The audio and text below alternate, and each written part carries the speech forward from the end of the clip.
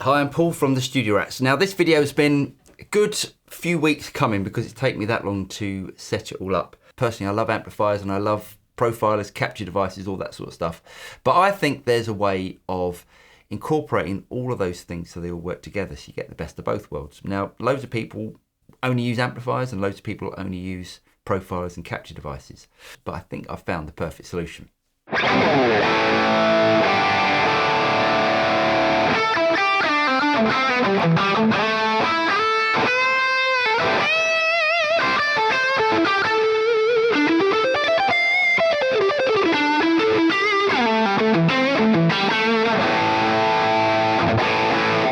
So what have we got here? We've got a hook amplifier. This is a really clever amplifier. I've done a video on this before.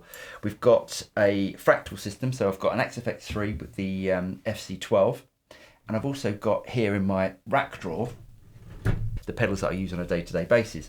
So I've got Boss ES5 controlling all of these pedals. Now, there's loads of clever stuff going on with this. If I push, say like this button down here, which says lead, which is my lead tone, obviously, if you watch the hook amp is changing with the patches. So what we've got here is MIDI controlling all of these different things. So we've got the FC12, which is the big fractal foot controller, plugged into the XFX. We've got MIDI out of the XFX going into the ES5 and MIDI out or through of the ES5 going into the hook. The Hook Wizard is a completely automated amp where we've got motorized controls. So what I can do is to have all of my proper valve amp tones coming from the hook. The hook has a fantastic, not an attenuator, a load box with a DI out that's going out into the XFX. So the amp tones are coming from the hook and the effects are coming from the pedals and the XFX. So I thought I'd demonstrate the whole thing so you guys can see what's going on. So first of all, my clean tone.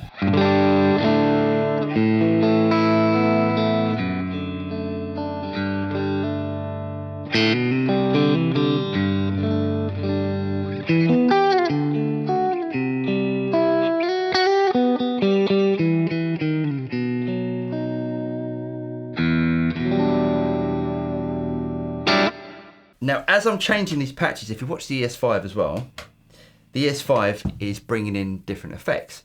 So with my clean tone, I've got my compressor and I've also got the UA Galaxy. The UA Galaxy is just doing some delay stuff, which I'll demonstrate more of that in a minute. Then if I switch over to my drive setting,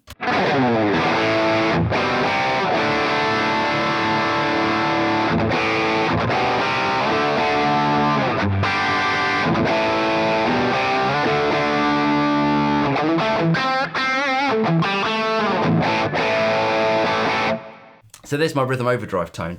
Now you'd have seen as I switched from the clean tone to the drive tone, we're bringing in patch number 2 or loop number 2, which is the Chase Bliss Analog Man Brothers. I'm not sure about this pedal at the moment. That might get swapped out at some point, but at the moment it's working and it's working quite well because what I can do is to switch to the lead tone. And if you watch the hook and the ES5 and even the Brothers pedal here, you'll see that it's bringing in the other channel of the Brothers AM pedal. Now this is my lead tone.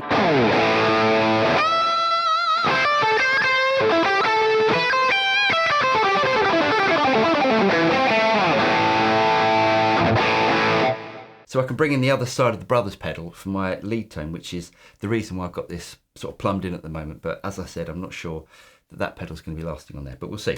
Next we've got my Breakup tone.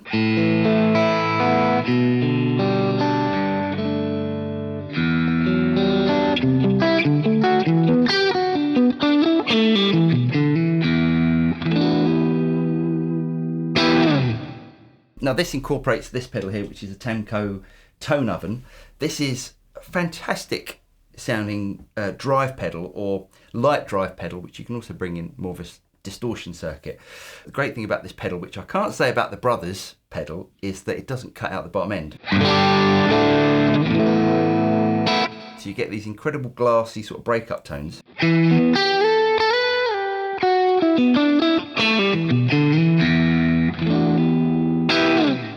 Now, if it was my choice, I'd be using the other side of this pedal as well. The other side of this pedal is more of a distortion overdrive sort of circuit. But because I can't switch this in with the ES5, I'm not using that at the moment, but I can do, if I want to, I can just switch it in there.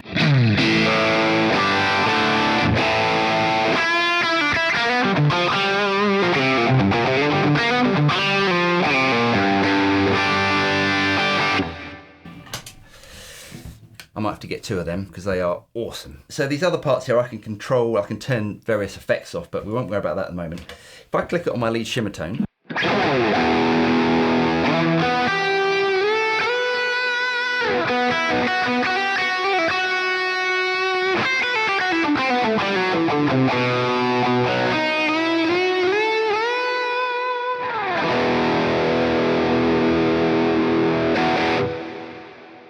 that brings in something called a plex delay, which is part of the Axe effects.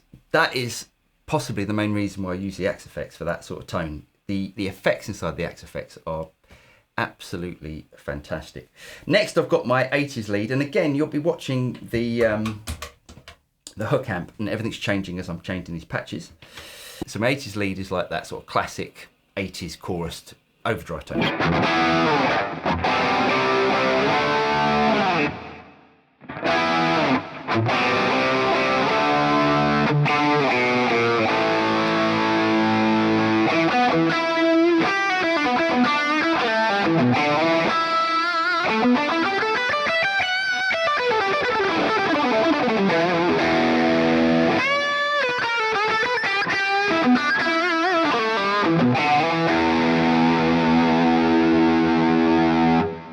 Next, I've got my clean sort of shimmer tone. You'll hear me use this all the time.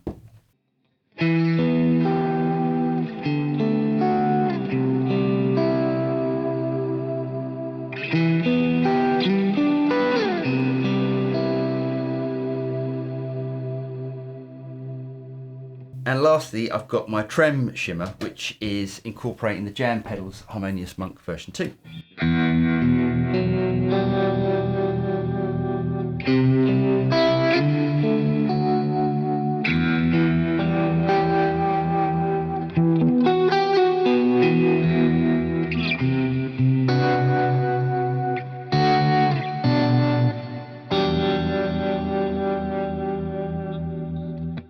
I should probably go back a little bit because looking at the ES5, I didn't explain what's plugged in on the ES5. Right, in loop number 1, we've got, these are all muddled up by the way, this is just the way that I do stuff.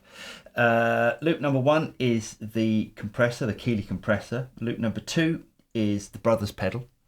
Loop number 3, as I said, was the tone oven, the Temco tone oven. Loop number 4 is the Jam Pedals Harmonious Monk version 2, Mark 2. And loop number 5 is the Galaxy. So if I go over to my breakup tone, as I said, loop number 5 is the UA Galaxy. This is like a Roland Space Echo emulator type pedal. Sounds really good actually. What I can do with this, if I want to get some of those dotted eighth note delay times, if I turn up the mix,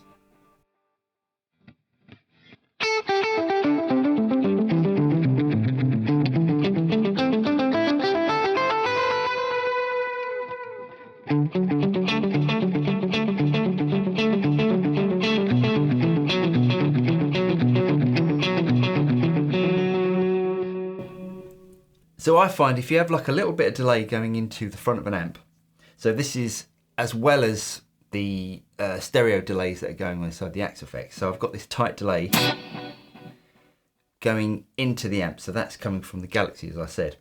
And what that's doing is that's adding a little bit of extra thickness. If you didn't know it was there, you wouldn't notice it. But if I bring in my lead tone, you'll hear it.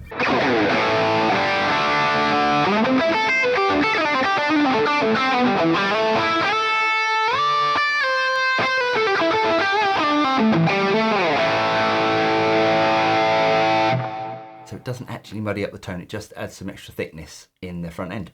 Now the reason for me demonstrating this is because loads of people don't like menu diving inside of effects units, modelers, profilers, that sort of stuff. So the great thing about having something like this, which all my amp tones are coming from, if I want to, for instance, bring back the treble, I can do that and then store that to that patch. Now I'm a constant tinkerer, so I'll be changing all of this stuff as new pedals comes in, and I'll even be swapping out with some of the pedals that I've got. But I thought I'd just demonstrate the setup that I've got at the moment and how I'm using it, because I'm really pleased with the tones that I'm getting out of it. This isn't a sponsored video, by the way. I bought that Hook amp secondhand, but they are absolutely fantastic. One of the most versatile amps that you can get. Highly recommend checking them out. Anyway, let me know in the comments what you think. If you think this is the ultimate setup, if you think it's all too convoluted, too complicated and all that sort of stuff. Really hope you guys got something out of this video. If you did get something out of it, don't forget to like and subscribe, click on the bell button, and you'll be notified of any future video that comes out from the Studio Rats. I'm Paul, and I'll see you next time. Cheers.